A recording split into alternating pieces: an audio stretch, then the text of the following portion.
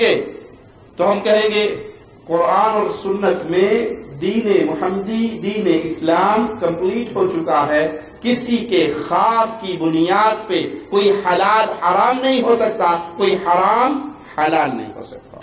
جہیز کی لعنت ہے تو ہزاروں مسلمان بچیاں بیٹھی ہیں اپنے گھر میں جن کے غریب ماں باپ کے پاس جہیز دینے کے لیے نہیں. سزا اتنی بھیانک ہے کہ اس کے گالوں کو چیر دیا گیا، ناک کو چیر دیا گیا، آنکھ کو چیر دیا گیا. کہا یہ وہ انسان ہے جو اپنے دل میں جھوٹ تراشتا، اپنے پاس سے جھوٹی خبر تیار کرتا اور پھر صبح سویرے نکلتا اور اس کو سنا اور اس کو سنا.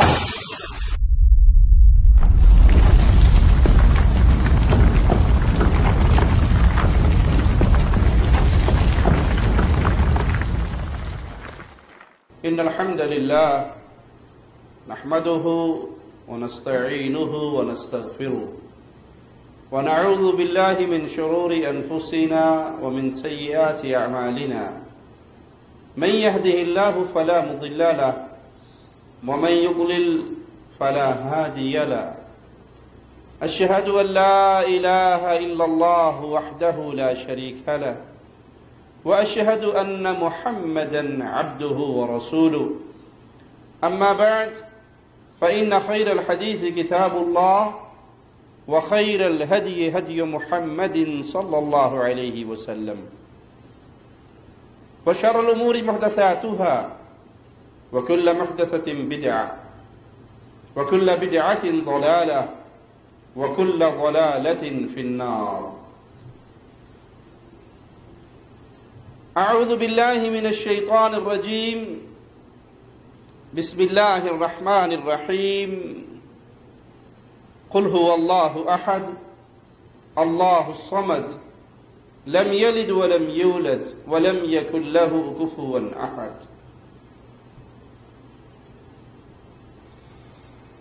دنیا کی زندگی بہت مختصر زندگی ہے جس کو چھوڑ کے ہم نے ایک اور جہاں کی طرف منتقل ہونا ہے. اس زندگی کے اختتام پہ برزخ کی زندگی کا آغاز ہوگا. کسی کو قبر نصیب ہو یا قبر نصیب نہ ہو، موت سے لے کر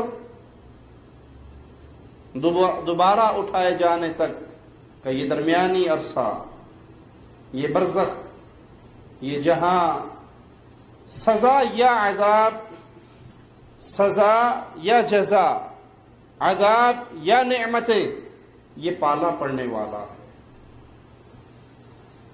جیسی زندگی گزاری ہوگی، جیسے اعمال کیے ہوں گے، ان اعمال کے مطابق برزخ کے اندر انسان سے سلوک ہوگا.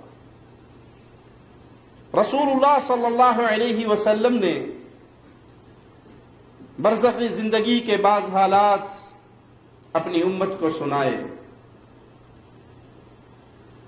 اور کچھ لوگ یہاں سے دلیل پکڑتے ہیں کہ دیکھیے نبی صلی اللہ علیہ وسلم کو علم غیب تھا،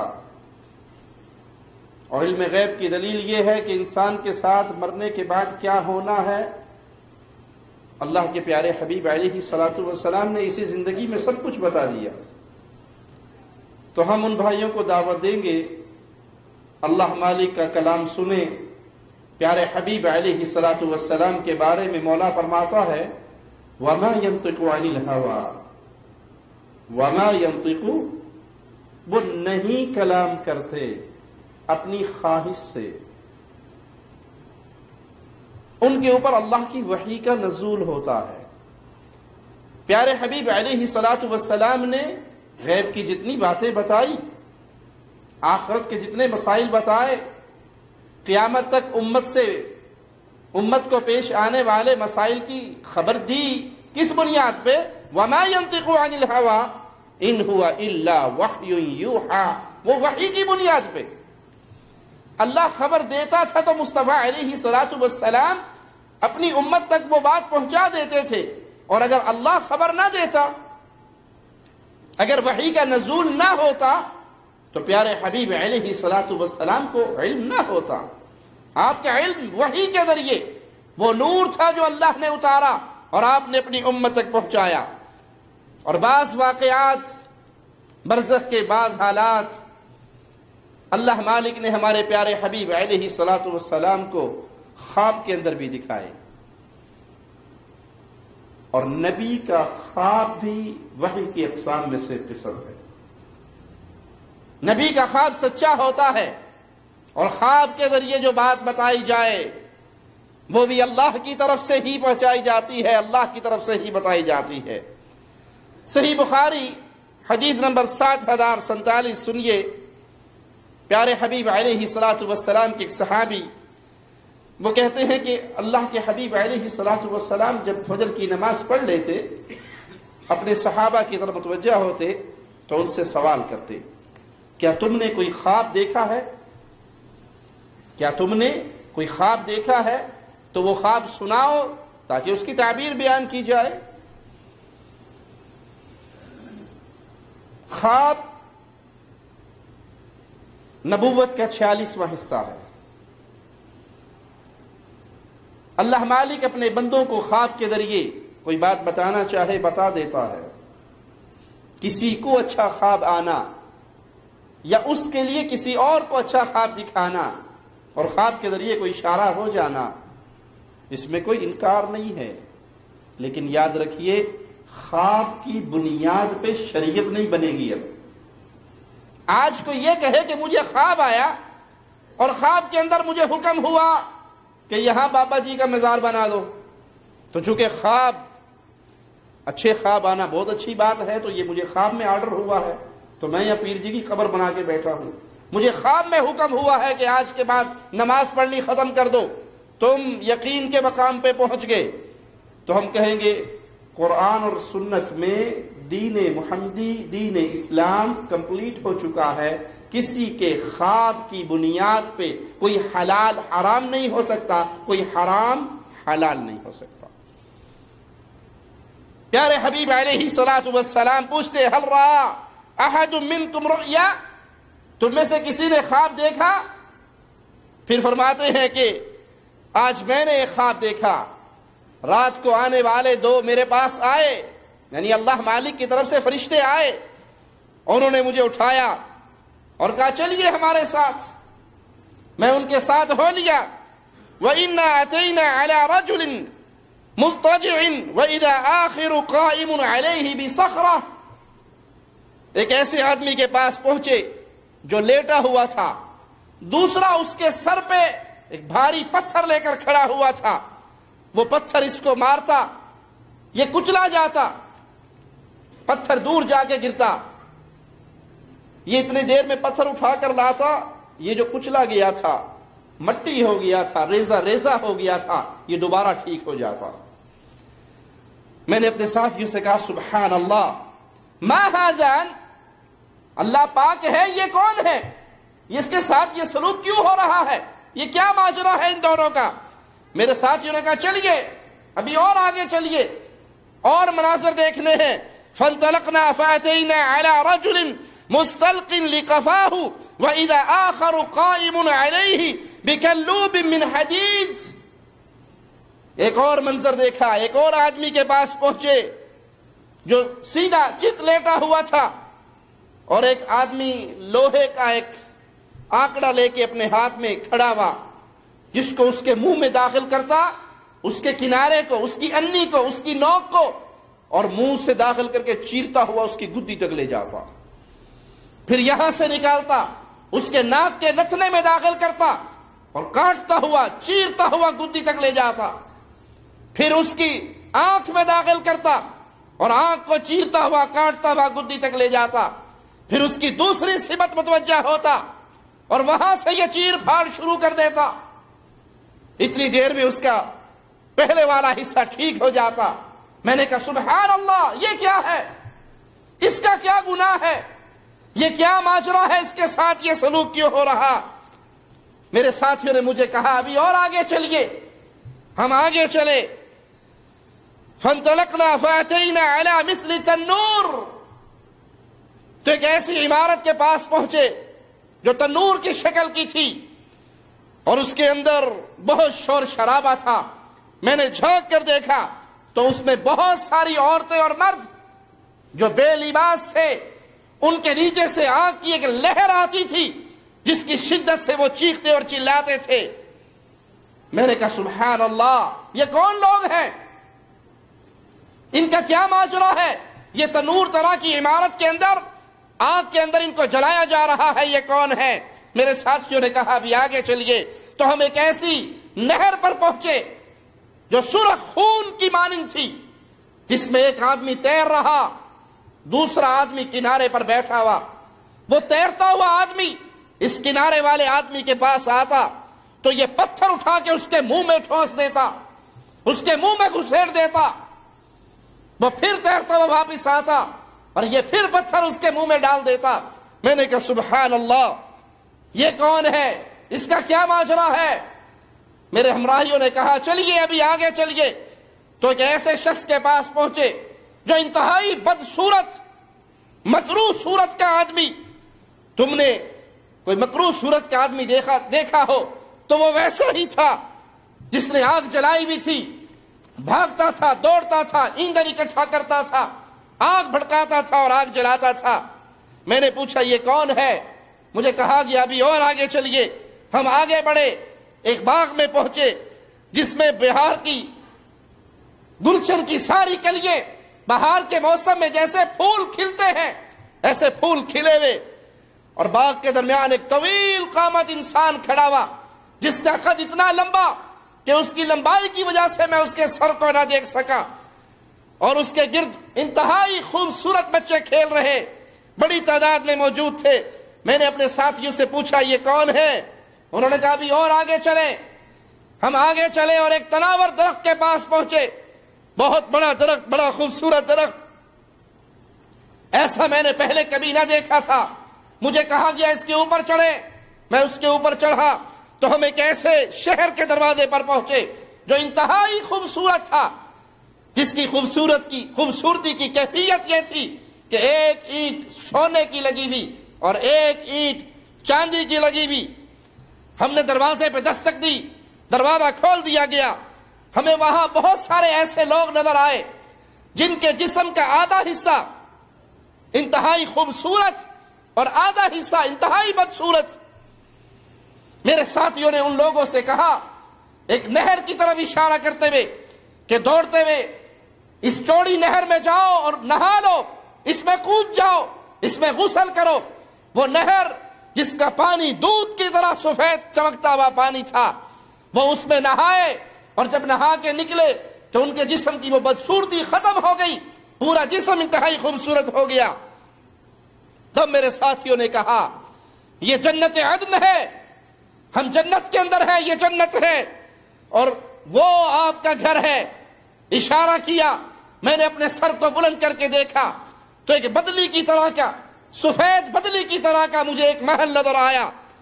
میں نے کہا اللہ تمہیں برکت دے، میں تو پھر اپنے گھر میں جاتا ہوں، وہ میرا گھر ہے، وہ میرا محل ہے، میرا قصر ہے، اللہ تمہیں برکت دے، میں اپنے گھر میں جاتا ہوں. تو میرے ساتھیوں نے کہا ابھی نہیں، ابھی نہیں، ابھی آپ کی دنیا کی زندگی باقی ہے، ابھی نہیں. میں نے ان سے کہا کہ آج رات میں نے بڑے عجیب منظر دیکھے ہیں، بڑی عجیب چیزیں دیکھی ہیں. وہ بولے جس آدمی کا آپ نے سر دیکھا کچلا جا رہا، پتھر اس کے سر پہ مارا جا رہا اور وہ پتھر سے اس کا سر ریزہ ریزہ ہو رہا، یہ وہ بدنصیب انسان ہے جس نے قرآن کا علم حاصل کیا اور پھر اس کو بھلا دیا، اس کو چھوڑ دیا. قرآن کو سیکھا اور پھر اس کو چھوڑ دیا اور فرض نمازوں کے وقت سویا رہا. یہ وہ ہے جو فرض نماز کے وقت پہ سویا رہتا. معنی یہ کہ جب اٹھتا تو پھر نماز پڑھتا، وقت پہ سویا رہتا.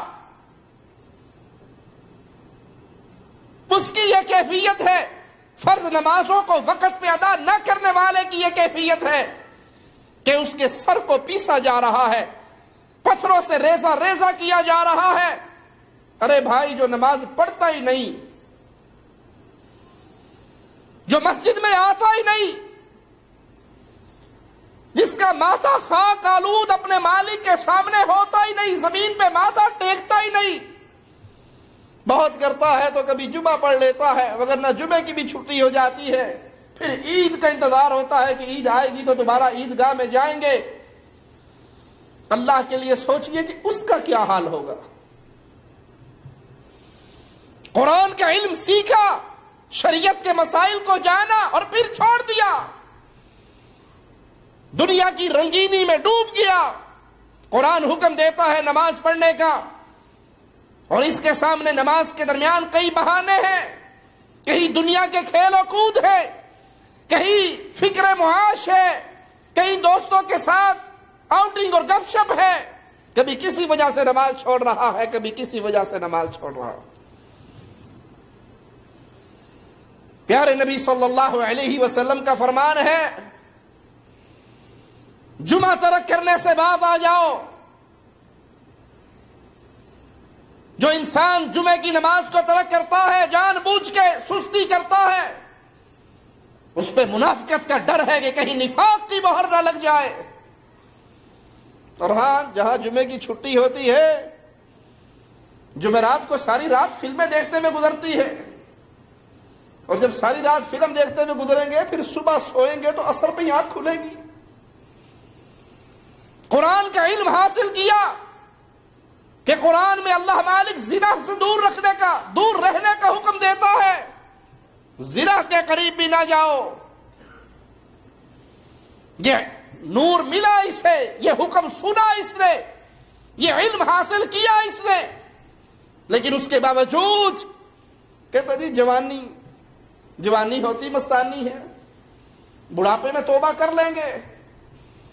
قرآن کا احکامات، قرآن کے حکم، قرآن کی باتیں، قرآن کا نور، قرآن کا علم حاصل کیا، عمل نہیں کیا، ترک کر دیا، اسے سستی میں پڑ گیا۔ یہ وہ مجرم ہے جس کے سر کو قبر کے اندر پتھر سے کچلا جا رہا ہے۔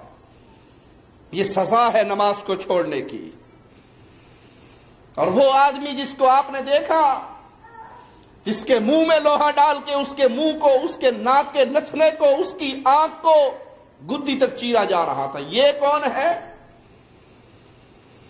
اس کا جرم کیا ہے؟ وہ جرم جس میں آج ہماری اکثریت گرفتار ہو چکی ہے۔ یہ پیارے نبی صلی اللہ علیہ وسلم کے فرامین ہیں، یہ آپ کو اللہ کی طرف سے بتائی ہوئی باتیں ہیں۔ سننے کا فائدہ تب ہے جب اپنی زندگی سے ان گناہوں کو ہم دور کر لیں۔ یہ کون سا مجرم ہے؟ اس کا جرم کیا ہے؟ اس کی سزا اتنی بھیانک ہے کہ اس کے گالوں کو چیر دیا گیا، ناک کو چیر دیا گیا، آنکھ کو چیر دیا گیا۔ کہا یہ وہ انسان ہے جو اپنے دل میں جھوٹ تراشتا، اپنے پاس سے جھوٹی خبر تیار کرتا، اور پھر صبح سویرے نکلتا اور اس کو سنا اور اس کو سنا، ادھر وہ جھوٹ پھیلا اور ادھر وہ جھوٹ پھیلا۔ وہ تھوڑی ہی دیر کے اندر پوری دنیا کے اندر وہ جھوٹ پھیل جاتا، اور یہ مزے لے رہا ہے، ماشاء جھوٹی خبر چھوڑ دی، اب دیکھو ہوتا کیا۔ پرانے دور میں تو شاید اتنا جھوٹ پھیلانا مشکل تھا، آج بہت آسان ہے، واٹس ایپ پہ ایک میسج کر دو۔ اب تو جھوٹ کا عالمی دن نہیں منایا جاتا، 1 اپریل فول، ایک جھوٹی خبر دیتے اور بیٹھ کے خوش ہو رہے ہیں، اور اس ایک جھوٹ کی بنا پر فساد کتنا برپا ہو رہا کہ آخری جو تہوار ان جھوٹوں کا گزرا ہے، اس پہ اخبارات میں یہ خبر چھپی، کسی مذاق کرنے والے نے اپنے دوست سے مذاق کیا فون کر کے، تیرا جوان بیٹا مر گیا۔ وہ اپنی گاڑی کو دوڑاتا اڑاتا بھاگا کہ میں اپنے بیٹے کا ایکسیڈنٹ ہو گیا ہے، چہرہ ہی دیکھ لوں۔ اس پریشانی میں نکلا، راستے میں ایکسیڈنٹ ہوا اور یہ بھی مر گیا. اس کی لاش گھر پہنچی تو اس کا بوڑھا باپ اپنے جوان بیٹے کی لاش کو دیکھ کے برداشت نہ کر سکا, ہارٹ اٹیک ہوا اور وہ بھی مر گیا. اس کے بیٹے کو کچھ بھی نہیں ہوا تھا, دوست نے بس وہ جشن منانا تھا, منا لیا. فیس بک کے ذریعے جھوٹی باتیں, نیٹ کے ذریعے جھوٹی باتیں, ٹیلی فون کے ذریعے جھوٹی باتیں, دوستوں کی مجلس میں جھوٹی باتیں. ابھی تو آپ لذت لینے کے لیے کرتے ہیں. کہیں آؤٹنگ پہ جانا ہو تو جتنے زیادہ کسی کو لطیفے یاد ہو ساری بجلی کہہ دی انہوں نہ تو لے جے, انہوں نہ لے لے جے, سفر بور نہیں ہون دینا. بڑی مزے کی باتیں سناتا, گھڑ گھڑ کے جھوٹ بولتا. اور اس جھوٹ کی سزا کیا ہے؟ برزخ کی زندگی میں ہی, قبر کے اندر ہی اس کا ماجرا کہ اس کے منہ کے اندر لوہے ڈال کر اسے چیرا جا رہا ہے. ناک کو چیرا جاتا ہے گدی تک, آنکھ کو چیرا جاتا ہے گدی تک.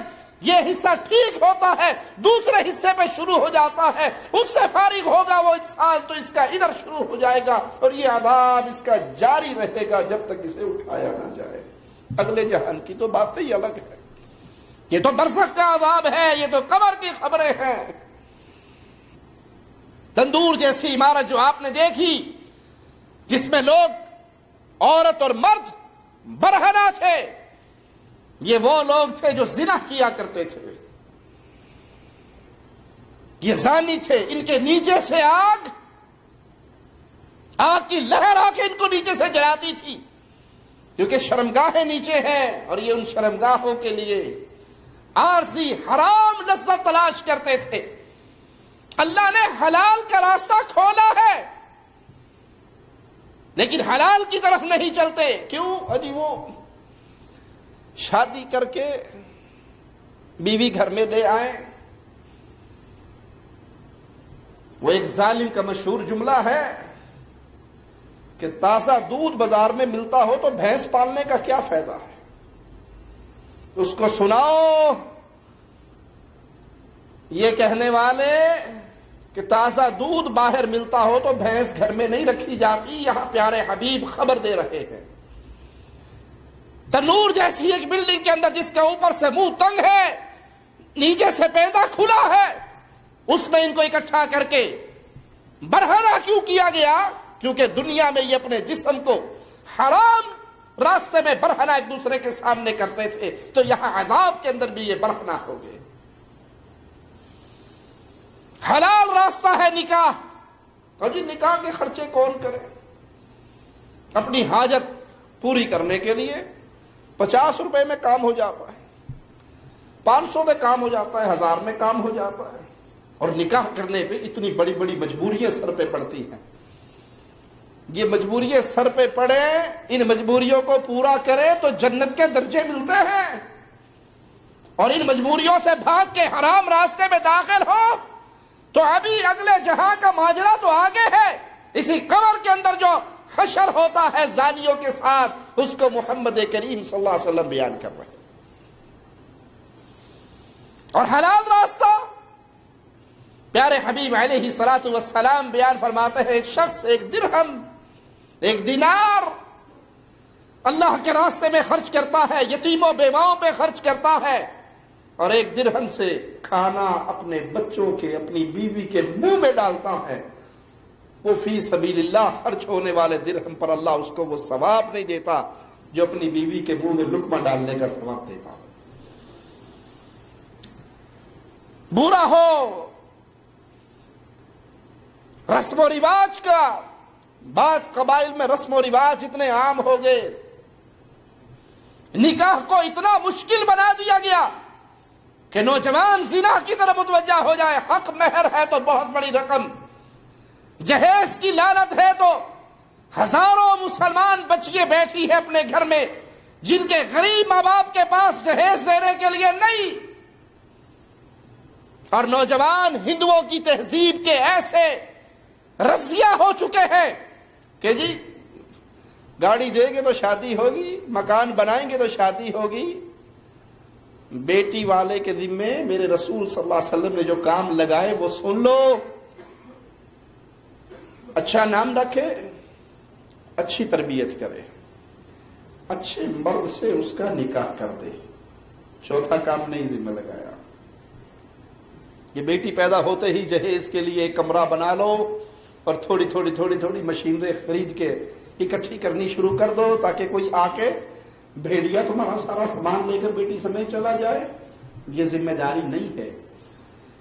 لڑکی والے پہ ذمہ داری ہے نام اچھا رکھے, تربیت مسلمانوں والی کرے, اسے قرآن یاد کرائے, حدیث یاد کروائے, گھر کے کام کاج سکھائے, خاوند کی اطاعت کرنا سکھائے, اسے دیندار بچی بنائے, اور جس سے رشتہ کرے وہ بھی دیندار مسلمان بچہ ہو.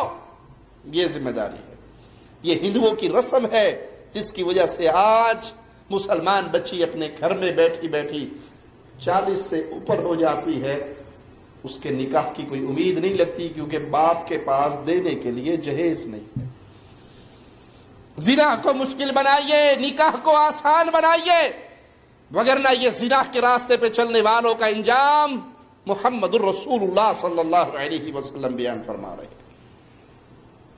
اور کہا وہ جو خون کی نہر میں تیر رہا تھا, جس کے منہ میں پتھر ڈالے جا رہے تھے, وہ سود خور انسان تھا, وہ سود کھانے والا, وہ غریبوں کا خون چوسنے والا اس دنیا میں, اسے اس جہاں کے اندر بھی برزخ میں بھی خون کی نہر میں ہی غوطے دیے جا رہے ہیں.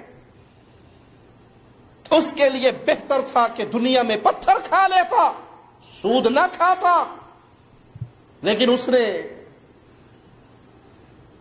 اس سود کے اوپر چلنے کے لیے بہانے تراش لیے. جی نہیں, آپ نہیں سمجھتے, مجبوری ہے, اس کے بغیر گزارا نہیں ہے. کوئی پیغام دے کہ اللہ اور اس کے رسول سے جنگ ہے, تو جی وہ آپ پہ ڈٹھی ویسی, جب آگے جائیں گے دیکھی جائے گی. اب دنیا کے اندر تو اس کے بغیر گزارا نہیں. زنا کرنے سے زیادہ برا ہے سود کا ایک لقمہ. سود کا سب سے کم درجے کا گناہ ماں کے ساتھ بدکاری کرنا ہے. سود کی ہلاکت کیا ہوگی کہ سود خور اللہ اور اس کے رسول صلی اللہ علیہ وسلم سے جنگ کی تیاری کر لے, یہ حکم دیا گیا ہے. اب تو دنیا کی لالچ کے لیے زمینیں بھی سود پہ, گاڑیاں بھی سود پہ, مکان بھی سود پہ. برا ہو مولویوں کا, انہوں نے چندہ لینا ہوتا ہے تو انہوں نے بھی سود کے لیے کوئی نہ کوئی راستہ کھولا ہوا ہے. ایک بینک شروع ہوا جس نے اپنے نام کے ساتھ ربا فری بینک. تو میں نے فون کر کے ان سے پوچھا بھی آپ گاڑی دیتے ہیں؟ ہاں جی دیتے ہیں. میں نے کہا اگر قسط شارٹ ہو جائے تو پلنٹی لیں گے؟ ہاں جی بالکل لیں گے.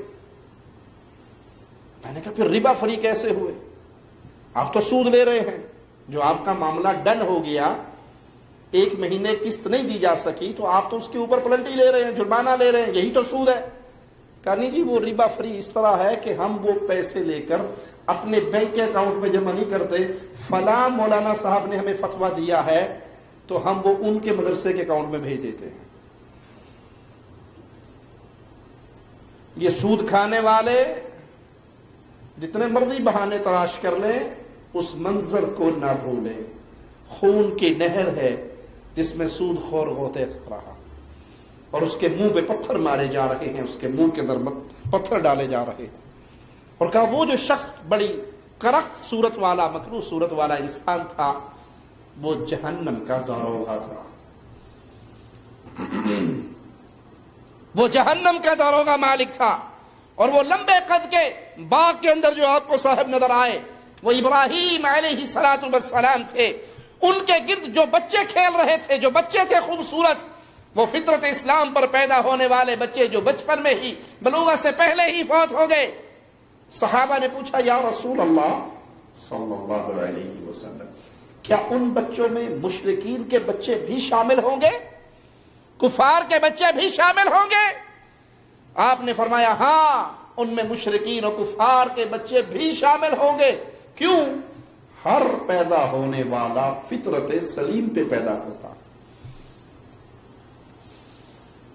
رسول کریم صلی اللہ علیہ وسلم کا فرمان ہے کہ یہ اس کے ماں باپ ہیں جو اسے نصرانی بنا دے, یہودی بنا دے, جس راستے پہ چلانا چاہیں وہ چلا دے. جب بچہ پیدا ہوتا ہے، ہر پیدا ہونے والا مسلمان پیدا ہوتا ہے، فطرت سلیم پہ پیدا ہوتا ہے. تو اگر کافر کا بچہ بھی بلوغت سے پہلے مر گیا، بچپن میں ہی فوت ہو گیا، تو وہ بھی اللہ کی جنت میں ہوگا.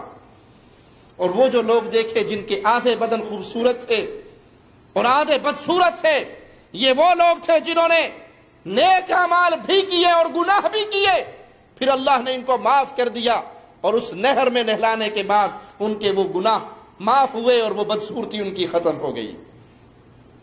قبر کی زندگی، قبر کا عذاب برحق ہے، اس میں کوئی شک نہیں. عقل پرست شک کرتے ہوئے احادیث رسول صلی اللہ علیہ وسلم کا انکار کرتے ہیں، لیکن جن کی عقل میں یہ بات آئی ہے کہ ہم نے اتباع کرنی ہے پیارے حبیب صلی اللہ علیہ وسلم کی، آپ کی ہر بات کو تسلیم کرنا ہے. وہ عقل میں آئے تب بھی کرنا ہے، عقل میں نہ آئے تو تب بھی کرنا ہے. خلل ہماری عقل کا ہو سکتا ہے، فرمان مصطفیٰ جھوٹا نہیں ہو سکتا صلی اللہ علیہ وسلم. ان کا یہ ایمان ہے، یہ عقیدہ ہے پیارے حبیب کا فرمان سن کے کہ یہ برزخ کی زندگی، یہ قبر کا عذاب، یہ قبر میں جزا و سزا، یہ برحق ہے. انسان جو اس عذاب یا ثواب کی مراحل سے گزرتا ہے، اس کی وجہ یہ ہے کہ اللہ مالک نے حلال اور حرام واضح کر کے بیان کیا ہے. یہ حلال ہے، یہ حرام ہے، یہ ثواب ہے، یہ گناہ ہے. اس راستے پہ چلو گے اللہ کے پیاروں میں شامل ہو جاؤ گے، اس راستے پہ چلو گے تو اللہ کی طرف سے سزا ملے گی. اب قبر میں کسی کے ساتھ اچھا سلوک ہو یا برا سلوک ہو، دونوں صورتوں میں یہ عین انصاف ہے. اللہ اپنے بندوں پہ ظلم نہیں کرتا. آپ کو وہ عمل بتا دیا کہ ان عملوں کے کرنے کی بنا پہ قبر میں عذاب ہوگا، یہ عمل کرو گے تو قبر کے عذاب سے بچ جاؤ گے، وہاں ثواب ملے گا، خیر ملے گی، یہاں سزا ملے گی. عمل بتا دیے، آپ کے لیے بیان ہو گیا، شریعت میں مسائل ذکر ہو گئے. اب آپ چاہیں اس عذاب سے اپنے آپ کو محفوظ کر لیں، بچ جائیں، اور چاہیں کہ جو ٹھیک ہے مولوی صاحب یہ گلنا تو ٹھیک نہیں، لیکن جو مزہ فجر کی نماز کے ٹائم پہ آتا ہے نا سونے کا، وہ ساری رات نہیں آتا. نیندر پہندی اذان تو 5 منٹ پہلے، کیونکہ شیطان پیچھے گرہ لگاتا ہے آپ کے. انسان اٹھ جائے، اللہ کا ذکر کرے، گرہ کھل جاتی ہے، وضو کرے دوسری کھل جاتی ہے، اور کھڑا ہو کے 2 رکعتیں پڑھ لے تو تیسری بھی کھل جاتی ہے. اور اگر اذان سن کے کمبل اوپر لے کے کان کے اوپر، موٹا اگر کمبل رکھتے کان اندر نہ آواز آوے حی علی الصلاۃ، پھر شیطان اسے موت بھی کر کے جانتا ہے کہ سوتا رہو، بڑی لمبی رات ہے، پڑھا رہو، کیا ٹینشن والی بات، اٹھو گے تو نماز پڑھ لینا. اجی میں نماز چھوڑتا نہیں ہوں، پڑھتا ہوں الحمدللہ، نماز چھوڑتا نہیں ہوں، بھلے 8 بجے اٹھ کے پڑھ لوں لیکن پڑھتا ضرور ہوں. آپ اس سے تو اچھے ہیں جو بالکل نہیں پڑھتا، اس سے تو اچھے ہیں جو بالکل نہیں پڑھتا کہ 8 بجے آپ نے پڑھ لی لیکن حدیث آپ کو میں نے سنا دی، پتھر ہاتھ میں ہے، سر پہ مار رہا ہے، سر ریزہ ریزہ ہو رہا ہے، پتھر لڑک کے دور گرتا ہے، یہ پتھر اٹھا کر لاتا ہے، سر پھر ٹھیک ہو جاتا ہے، اور یہ پھر مارتا ہے، اور قیامت تک اس کے ساتھ یہ ماجرا جاری رہے گا. یہ وہ ہے جو فرض نماز کے وقت پہ سویا رہتا. ہمت ہے، حوصلہ ہے برداشت کرنے کی تو کر لو، اور اگر نہیں ہے تو آؤ پھر احادیث رسول صلی اللہ علیہ وسلم پہ عمل کرو، ان اعمال کی طرف آؤ جن اعمال پہ چلنے کی بنا پہ اللہ کی رحمت ہوتی ہے، انسان قبر کے عذاب سے بچ جاتا ہے. آئیے، قبر میں کس کے لیے عذاب ہے؟ وہ کون سے بڑے بڑے اعمال ہیں جن کی بنا پہ قبر کے اندر سزا کا ماجرا ہوگا؟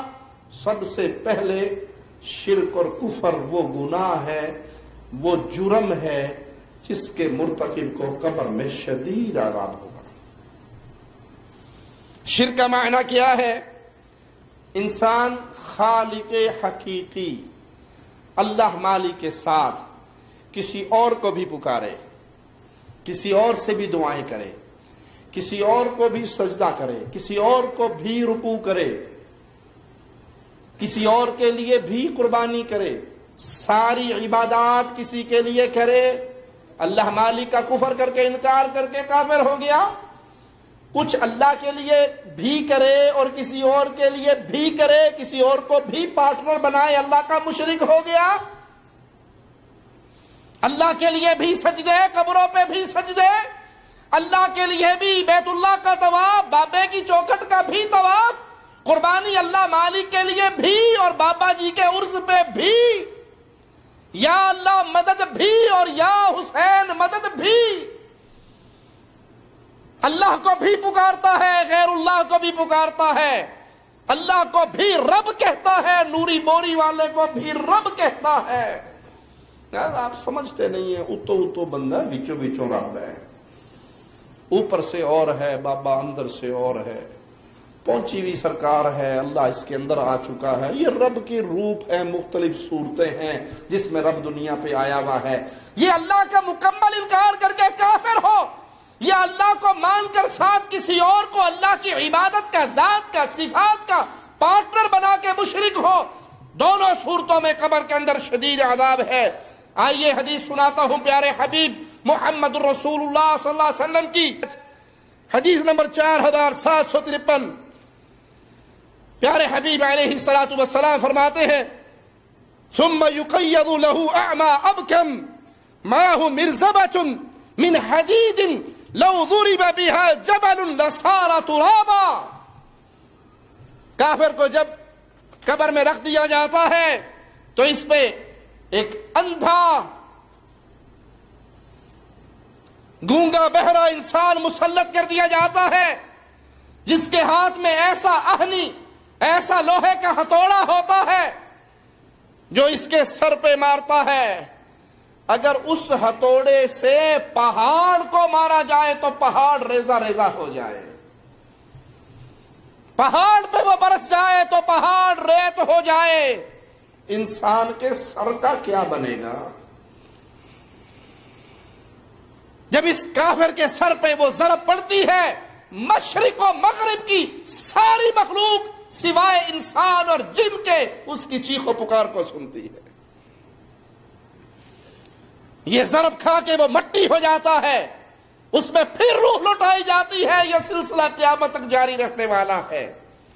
اور ایک اور روایت میں اس ہتھوڑے کی تفصیل کا بھی ذکر آیا کہ مشرق و مغرب کی مخلوق مل کے اس کو اٹھانا چاہے تو اٹھا نہ سکے، اور جب کافر کے سر پہ اس کی قبر میں اس پہ چوٹ پڑتی ہے، اس کی قبر میں آگ بھڑک اٹھتی ہے اور اس کی قبر کو اتنا تنگ کر دیا جاتا ہے کہ پسلیاں آپس میں مل جاتی ہیں۔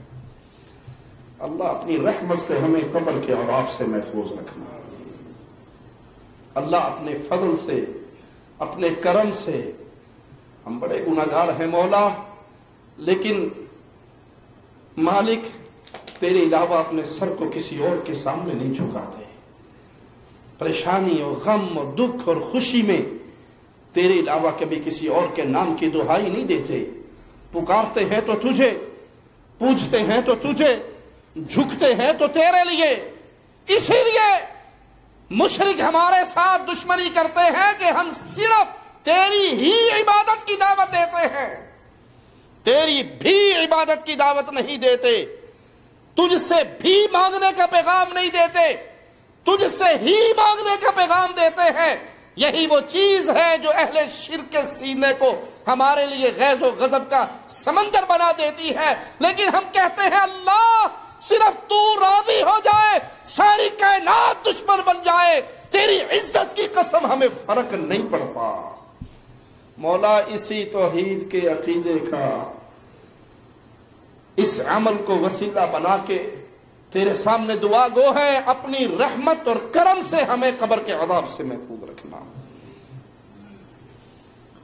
وہ گناہ جس کی وجہ سے قبر میں عذاب ہوتا ہے، پیشاب کرنے کے بعد طہارت میں بے احتیاطی، اس کے چھینٹوں سے نہ بچنا، پاکی حاصل نہ کرنا۔ آپ نے دیکھا نہیں اکثر لوگ، اللہ رحم کرے تو کرے، جہاں ضرورت ہوگی پینٹ کی زپ کھولیں گے اور دھار مار کے آگے بیٹھ، ویسے پینٹ اوپر کے بیٹھ کے اپنے کام شروع ہوں گے۔ ارے بھائی یہ کیا کیا آپ نے؟ او جی کوئی گل نہیں.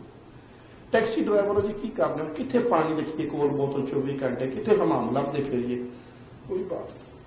نماز کا کہا جائے بھائی نماز پڑھ لو تسی پڑھ لو میرے کپڑے خراب نہیں. ڈرائیور کی سیٹ پہ بیٹھے ہو مرنا تو سب نہیں ہے لیکن ڈرائیور کے لیے موت 24 گھنٹے آنکھوں میں آنکھیں ڈال کے نہیں کھڑی ہوتی. اور وہاں بیٹھ کر آپ کو یہ تمیز نہ ہو کہ میں نے کپڑے پاک رکھنے ہیں کسی وقت بھی نماز کا کہیں وقت آ سکتا ہے میں نماز پڑھوں. پیشاب کرتے ہوئے بے احتیاطی طہارت کرتے ہوئے بے احتیاطی یہ پرواہ نہیں یہ قبر کے عذاب کا سبب ہے. آئیے پیارے نبی صلی اللہ علیہ وسلم کا فرمان سنتے ہیں اکثر عذاب القبر من البول. عذاب قبر زیادہ تر پیشاب کی وجہ سے ہوتا ہے. انسان احتیاط نہیں کرتا طہارت نہیں کرتا پانی استعمال نہیں کرتا ڈھیلے استعمال نہیں کرتا مٹی استعمال نہیں کرتا اور ویسے ہی اٹھ کے چل پڑتا ہے وہی پیشاب کے قطرے اس کے جسم پہ لگ رہے اس کے کپڑوں پہ لگ رہے. اکثر عذاب قبر اسی گناہ کی بنا پر ہوتا ہے. قبر کے عذاب کے اسباب میں سے آئیے ایک سبب اور سنیں.